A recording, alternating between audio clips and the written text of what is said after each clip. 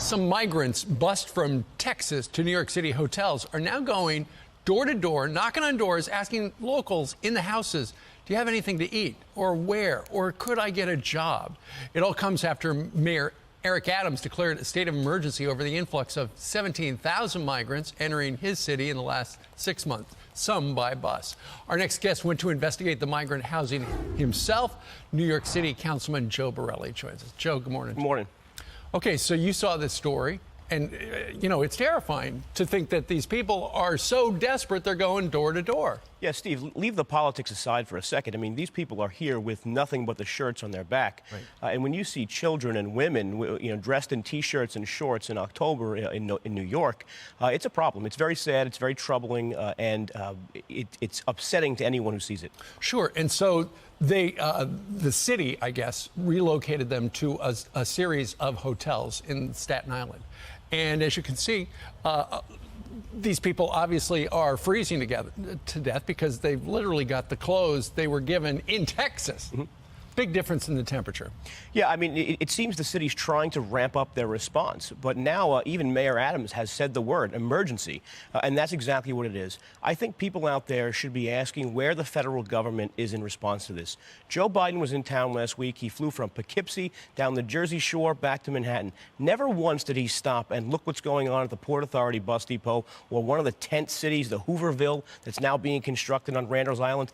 He needs to be confronted with the failure of his border policy so he could really understand the ramifications. And Joe, after you saw it with your own two eyes, what did you do? I brought some clothes and some toys for some of the kids. Again, I'm a father.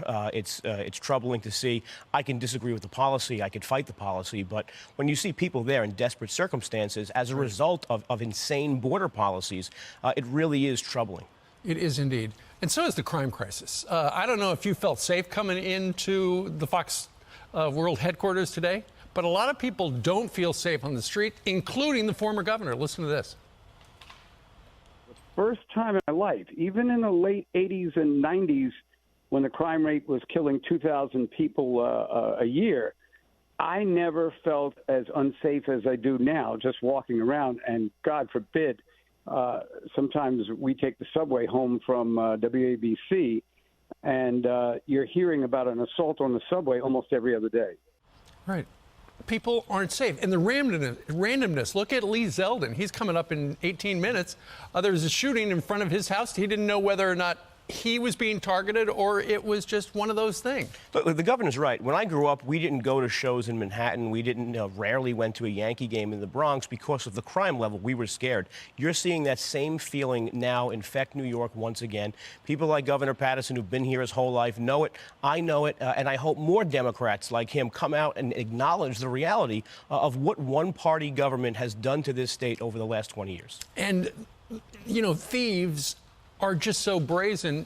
Joe and I were just talking about a story here in New York City on Thursday. A man, presumably in his 50s, was crushed by a construction truck. And as he lay dead on the pavement, what happened? This is the new New York where you rob people who are victims of traffic accidents, horrific traffic accidents. And the people cheered him on. The people cheered this guy on. That should really send shockwaves to anyone thinking about coming to New York. And the cops are having a problem identifying the body because they took the ID, and the cop said to the New York Post, at least they didn't steal his teeth. It's a shame, Steve. There's no other way to describe it. I think you described it exactly right. It's the new New York City, and it's terrifying. Joe, thank you very much for joining us.